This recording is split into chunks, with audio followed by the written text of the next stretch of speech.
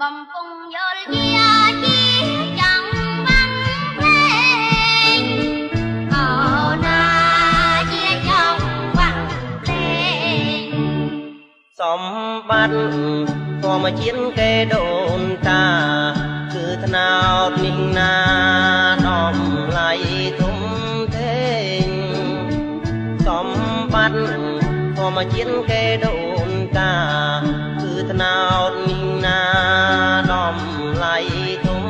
ធេងអំតាមកំដងស្រីប្រុងចាំងក្មេងពេញស្រែធំធេងជុំវិញ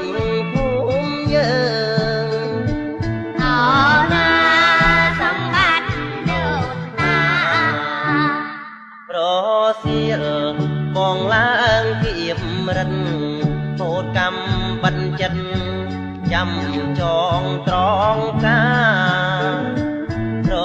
សៀលបងឡើងគៀបរិន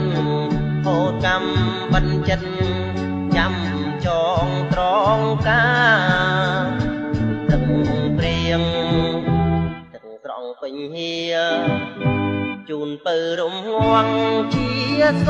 បអែមឈ្ងុយអូណាសបលែនឈ្ងុយឆ្ងាញ់ដើមអាចប្រាបានតាមត្រូវការជាស្ពានទូកដាតាមចិត្តស្រឡាញ់ដើមអាចប្រាបានតាមត្រូវការជាស្ពានទូកដាតាមចិត្តស្រឡាញ់តែស្រធ្វើនំណោតអាចបំពេញរួបអែមឈ្ងុយឆ្ងាញ់ចេញតែរីករាយអូណាខំដាំបន្ត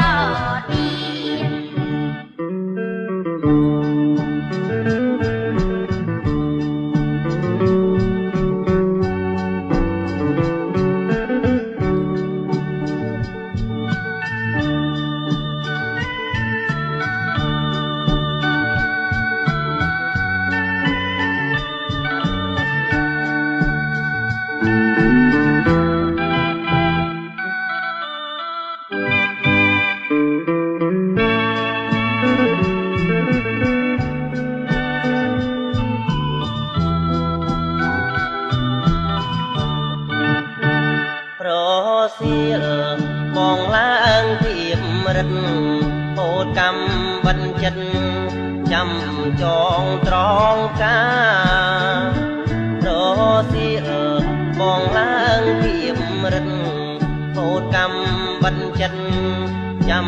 ចងត្រង់កាទឹកព្រៀងទឹកស្រង់ពេញហៀជូនពៅរំងាស់ជាសបអែមឈ្ងុយ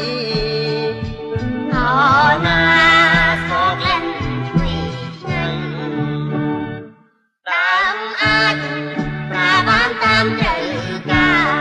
ជាស្ពានទូកដាតាមចិត្តស្រឡាញ់ដើមអាចប្រាបានតាមត្រូវការជាស្ពានទូកដាតាមចិត្តស្រឡាញ់តែស្រធ្វើនំណោតអាចបំពេញរួមផ្អែមឈ្ងុយឆ្ងាញ់ចេញតែ